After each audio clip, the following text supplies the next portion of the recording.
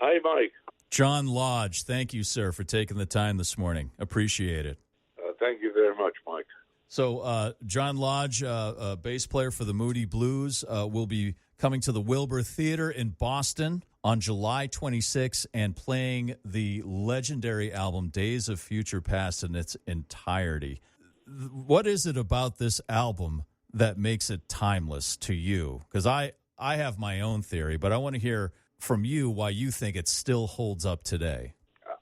The only thing I can think of, when we recorded the album, engineers, the technicians at Decca Records, one of the old guys used to record Mantovani, the orchestra. Yeah. And he said to us, whatever you do, think about this.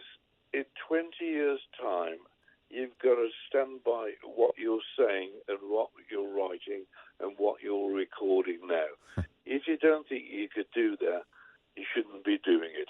That's what he said to us. And I think that's one thing. We thought about the music. We have to be truthful with what we were saying. And I've found in the truth of the songs and what we're writing about, it seems to be reoccurring with every generation that comes along. And I think young people today have the same worries and hopes and dreams and scaremongery that we had growing up. And I think the album reflects that to new listeners today. That's exactly what I was going to say, is that it's a story that everyone can relate to, that, you know, it's a story of everyday life for an everyday person. But to me, it was like, am I making the right decisions? Am I making the most out of life?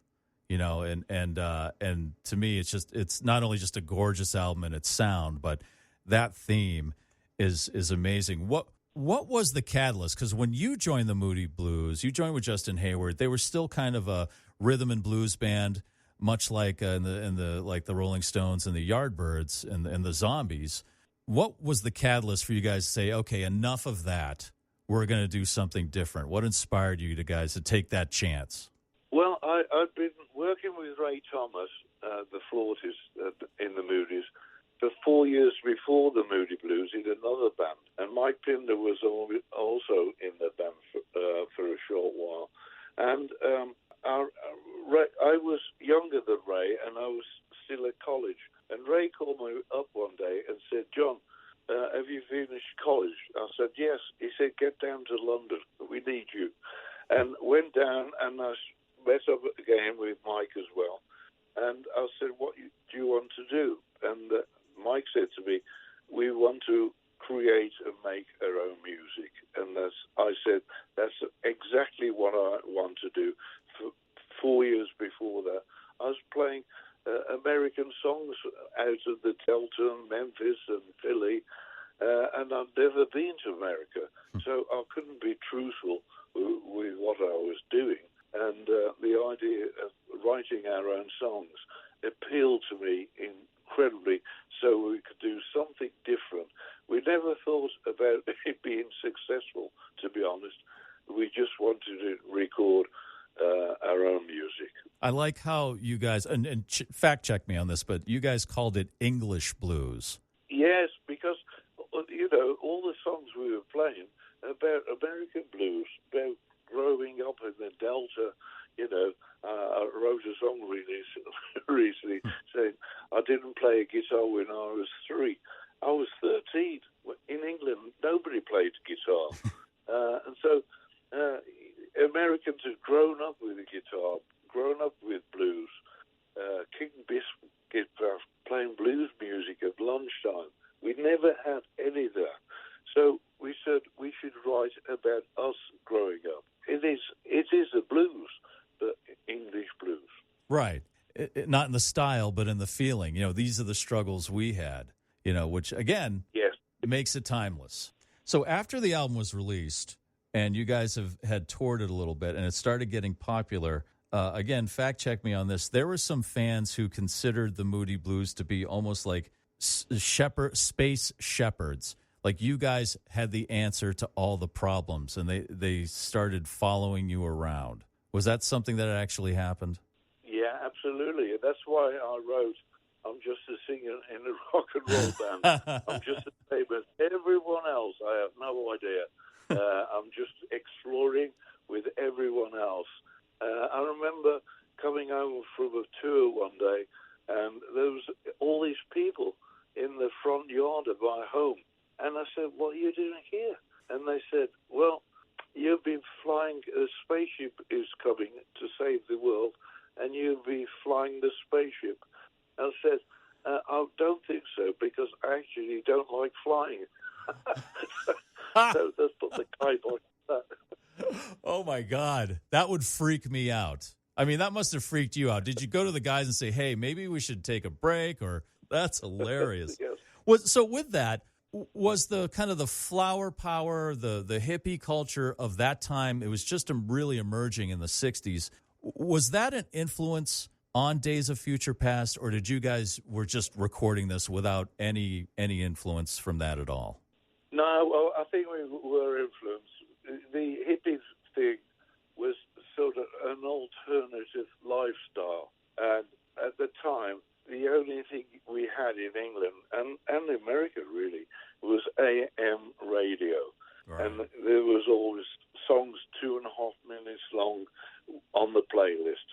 And so we decided to do something totally different and go the FM route and only make stereo records.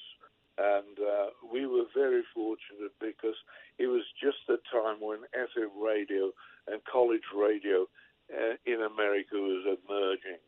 And because we had this stereo album, it was perfect for American radio. That's kind of how this album came about. Didn't your label at the time, I believe, was Decca, didn't they want you to do something that would be stereo-friendly for people that owned hi-fi systems? Yeah, exactly right. They had invented, or if it was invented, this sound called full-frequency radio, and that was really stereo.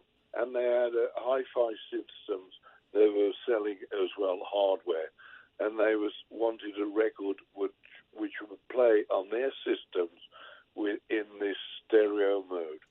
And that's really how it all came about. Fascinates me about albums like Days of Future Past and Pet Sounds and Sgt. Pepper and Odyssey and Oracle from the Zombies and these gorgeous, lush productions is the technology you had access to at the time. Like now you've got hundreds and hundreds of digital tracks and all sorts of effects and things at your fingertips. But back then, was this recorded on 4 tracks? We had 2 4-track machines. Days of Future Past recorded on 2. We'd record 4 tracks, which is basically the rhythm, probably a bit bass, acoustic guitar, tambourine, and one other thing. Very basic on the 4 tracks. Then we would mix those 4 tracks onto another 4-track machine, but only using 2 tracks. Then we got 2 more tracks to add new instruments onto. And then we'd fill that 4-track, we'd go back to the original 4-track and mix that 4-track onto 2 tracks and add 2 more tracks. It was a long process.